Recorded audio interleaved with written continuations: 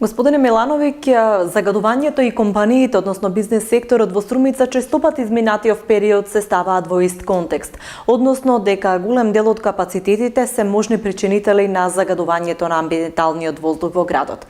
Иако од општина Струмица пред се велат дека можно е да има и проблеми со мерењето на воздухот, односно мерните станици кои што ги забележуваат покачувањето на PM10 частичките, со оглед дека се наоѓаат во кругот на општа болница Струмица. Но сепак, според вас, како дел од бизнес секторот, сметате ли дека сите компании во Струмица со оглед на горивата кои што би можеле да ги користат за грејење или пак при својот производствен процес, придонесуваат за овие загадувања? И дали евентуалната гасификација може да го реши на некое ниво овој проблем?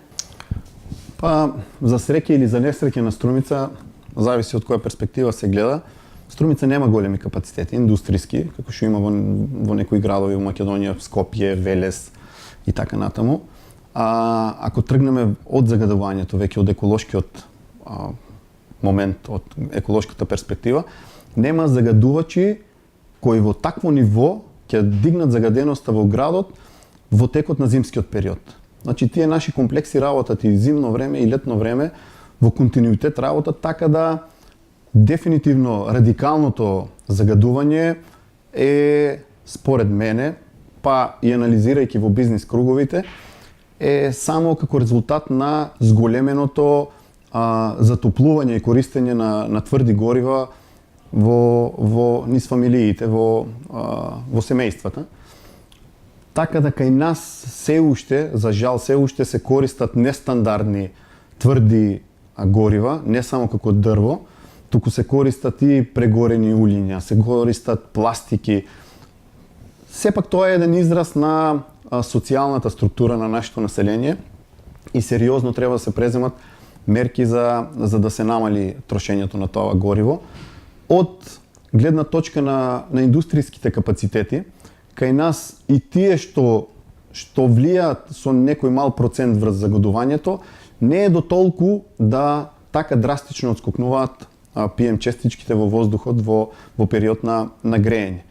Дефинитивно, сепак е добро, сега и од другата перспектива, од економската перспектива, кога веќе Струмица е во толку напредна фаза со гасификацијата, дефинитивно треба индустријата заедно со државата и со општината да размислуваат како процесот на гасификација кај индустријските кај индустријата, кај компаниите да се затвори целосно. Кога викам затвори целосно, општината, како општина, си заврши еден дел од своите работи, донесоа газ до повеќето зони, економски зони, до повеќето поголеми комплекси.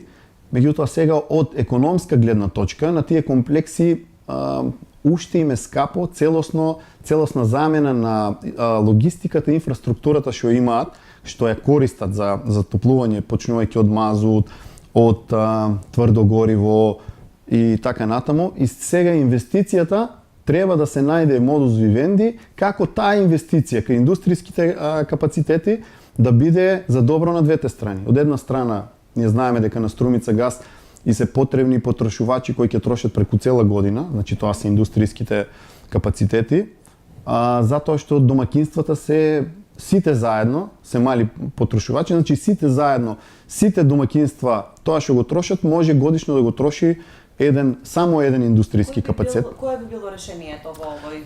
Па, решението јас би кажал дека сега залетот што го зима државата со субвенционирање од земјоделие па до интересни бизниси, интересни бизнис случаеви, би можело во делот на помагањето на индустријата да се искористи делот, да кажеме, да се субвенционираат гасни печки, гасна инфраструктура, така да мислам дека со една мала помош кон бизнис секторот побрзо индустриите, посебно е кај нас во Струмица, да кажеме, индустриите кои се од секундарно земјоделие, значи преработка на примерно земјоделски производи, они доста користат гориво и енергенс, така да од друга страна ќе ги направи поконкурентни. значи енергенсот ќе им го намали. Преку цела година ќе се троши газ, значи Струмица газ ќе може во континуитет да набавува газ на подобра цена. Од друга страна, тоа ја намалува и цената на чинење спрема домакинствата. Тоа е еден циклус кој, ако се фати правилно и ако почне во континуитет да работи, може да направи интересен циклус за намалување на цената, за зголемување на интересот, зголемување на потрошувачката.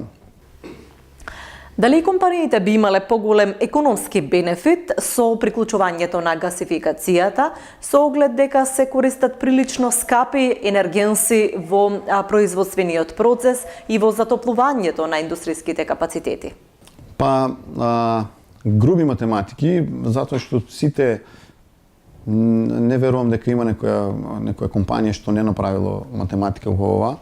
Сите математики, тргнувајќи еве од нашата компанија, значи и Мултихем, веќе на големо планира да го смени енергенсот. Користиме делумно струја, користиме и пелети како енергенс при процесот на производство. Сите математики ни укажуваат дека доколку се префрлиме на газ, пред се ќе имаме многу голема заштеда во трошењето на енергенсот, тоа ќе не направи поконкурентни. Јас сум убеден дека кај повеќето компании, дека доколку се го сменат енергенсот, значи се префрлат на газ, ќе имаат уште поголеми заштеди, затоа што кај нив е малце во обем производството кај што се користи влезен енергенс е уште поголем во обем, за разлика да кажеме од Мултихем, кај нас не учествува толку во цената на чинење. Меѓутоа кај нив, пошто обемот е голем, кај нив ќе им донесе многу намалување и на цената, што ќе ги направи од друга страна и поконкурентни. Јас не верувам дека некој не направил математика, пак ќе кажем. Почетната инвестиција за промена на сите капацитети, сепак сметам дека во едно пазарно стопанство во кое е Македонија, тешко дека некој на старт ќе се одлучи веднаш да направи промена на своите капацитети. Доколку се најде некое решение, помош држава, помош банки, општина и така натаму, специјални субвенционирани цени, мислам дека ќе се измотивираат повеќето бизнисмени да го сменат енергенсот кој го користат. Еден од клучните проблеми на загадувањето се депониите во општина Струмица, голем број на диви депонии, но и нерешениот проблем со регионалната депонија, која што треба да биде во Добрашинци. Дали струмичките компании можат да го намалат отпадот кој што го генерираат? Ова е малце покомплексно и генерално прашање. Опфаќа повеќе фази и структури, опфаќа општини, опфаќа компании, опфаќа општествена свест, одговорност кон општеството. Значи, колку што ние во бизнис заедницата сме информирани, малце процесот на приватизација на депонијата, тоест тоа што требаше да влезе концесионер, ги закочи повеќето процеси во правец кога општината размислуваше за селектирање на отпад, нивно обработка и дури и продавање на самиот отпад. Застана со тоа што се јави приватен концесионер кој требаше сето тоа да го направи и сега целата ситуација е на стендбај. Значи се очекува што понатаму, дали ќе има концесионер, дали секоја општина сама ќе си ги решава работите, дали јавното предпријатие ќе ги зема ингеренциите кои требаше да ги зема тој приватен концесионер. Во секој случај, реално е да кажеме дека ние многу не обраќаме внимание и на селекција на отпадот, па и негово правилно манипулирање. Значи ние имаме примери дека се прават прво диви депонии. Значи не само од мали диви депонии што ги прават фамилиите, имаме депонии и од индустријски, што се вика од градежен шут па до фрлање на репроматеријали од некое производство. Значи на многу ниско ниво е општествената одговорност и на компаниите, па и на најмалите фамилиарните корисници. Така да сметам дека и тие многу играт улога, затоа што традиционално ние знаеме да ги палиме дивите депонии, не само депониите, и тоа е уште еден проблем кон загадување. Во моментов еколошката свест во Европската Унија се подигнува на еден сосема иновативен начин, например не печатење на етикети за амбалажите или пак не користење на амбалажа, туку точење на самите козметички или хемиски средства. И вие сте компанија која што работи во областа на хемиската индустрија. Може ли ова да се примени во вашата компанија или пак во Македонија генерално? Реално, отпадот или ѓубрето е многу доходовен бизнис. Значи, во сите држави, да не збориме за најразвиените, во државите и во развој, отпадот како бизнис е многу профитабилен. Значи, тргнувајќи од нашата, еве да кажеме, пластиката, нашата амбалажа што ние користиме може многу кратно да се рециклира. Значи, таа не е дел од пластика која би се фрлила и трајно ќе прави штета на екосистемот. Тоа е пластика што лесно во бизнисот после пак може да се врати. Примерно да кажеме во блиската, да не збориме Германија, Полска, Чешка, те имаат начин да пластиката се носи во посебни канти за што добиваш пари.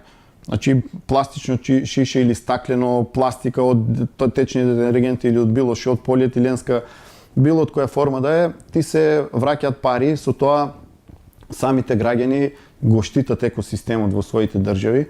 Меѓутоа, со добра организација, ако се направи шанса, дали би било јавно-приватно партнерство, дали да се даде на некоја искусна светска компанија да го менаџира ѓубрето во Македонија, тие може да бидат сериозни заработки да имат, затоа што ѓубрето е стварно бизнис. И од друга страна ќе направи чистење и преку примарното селекција на ѓубрето и секундарното, што ги викаат социјалните случаи кои живеат од собирање на смет и препродавање. Значи, заедно примарно и секундарно може да се направи доста чисти средини, а Македонија не е во толку големи размери за да не може брзо да се даде резултат. Значи, со добра организација може да резултира со добри резултати. Ви благодарам за разговорот.